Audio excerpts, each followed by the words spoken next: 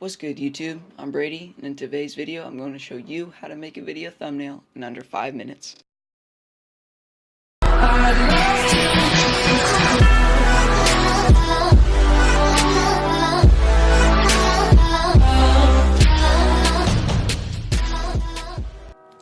Alright, so first you want to go to pixlr.com, pixlr.com. You want to click Open Pixlr Editor, create new image, and then click OK.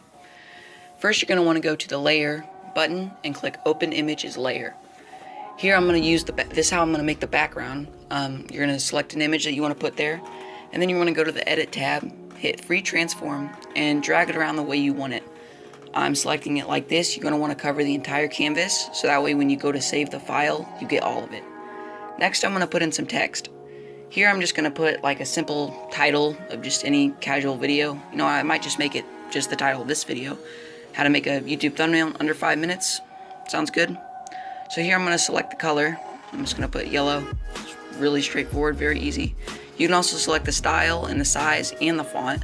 It's pretty helpful. All this is free, by the way. I love this website. I've been using it for a very long time now. So here I'm just selecting the size that I want it, and then I'm going to center the text where I want to put it. And the next thing I'm going to want to do is I'm going to want to open a new layer, and this time I'm going to select a picture.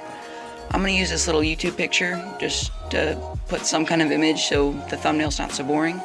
And again, you're going to go to Edit, Free Transform, and then just set it where you want it. It's very, very easy and straightforward. So you're going to want to put Apply Changes, and this next step, all you want to do is go to File, click Save, and it saves straight to your computer. It's super easy. I highly recommend this site. No, it's free, no account even needed. So here's my finished product. I know it doesn't look great, but it gets the job done. I hope you guys enjoyed this. Please leave a like, be sure to subscribe, and I'll see you guys in the next one.